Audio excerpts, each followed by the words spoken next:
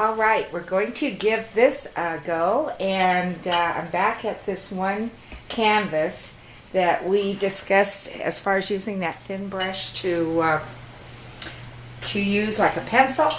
Anyway, what I'm going to do now is I'm going to talk about composition, because that's always critical. And so again, a thing that can be changed. I'm going to use the Prussian blue because it'll stand out more. This is kind of a mountain beginning, and what I want to have all of us think about is not to make soldiers, as it's called. In other words, you don't want them straight and down. I mean, this is something that is very common and easy to do. You don't want this, because if you really look at nature, nothing is basically exactly uniform.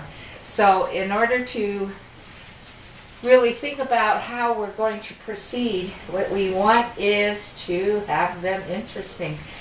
I had also mentioned, do not put anything down off the canvas because your eye will travel off. So make your mountain end up there in a corner somehow, but go up.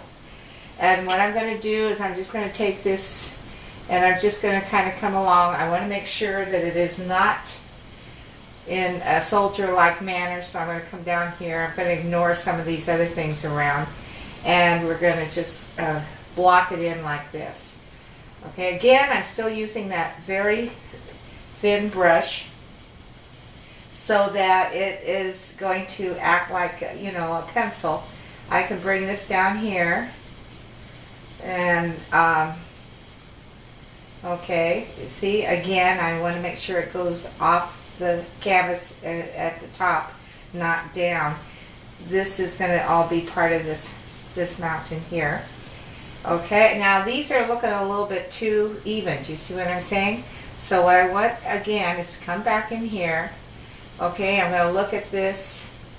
This is okay back here. This works. That'll be okay to have that in there.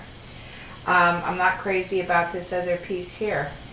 So I'm going to bring it over and bring it right in through there so that we can kind of get hopefully a feel for what our mountain is going to be, you know, looking like.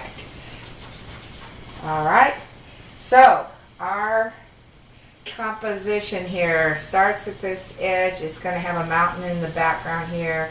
This one's going to come forward. It can come back in through here and down. It's looking kind of confusing, isn't it? But I hope you get the idea. What I'm going to do with the foreground is, again, I'm just going to have this here. I'm going to kind of make we want to think about leading into the painting. So I'm going to have a path that comes about in like this. So it'll kind of give us a way of getting into the piece. And then we can always add little shrubs and bits and pieces, you know, in through here. So kind of blocking it in. And that's the fun part, is just, you know, getting in here and blocking. And again, like I said before, anything can be changed. You know, if something doesn't work, fine. We can always change it. All right, so that's what we're looking at today, is composition. Again, making sure that we don't have things exactly up and down or in a row, because as I always think of them like Valentina had said to us in one of our classes, we don't want soldiers. This thing back here is going to go. It's not going to stay there. See if I can get the white, and maybe that'll help us see better. If I can get this out of there. This is not going to be there. This is going to be part of the sky. That's going to be part of the sky when I get it in. So hopefully this will work. Again, if something goes crazy or wrong, we can always change it. That's the beauty in oil and acrylic, actually, in any piece that you do. Okay?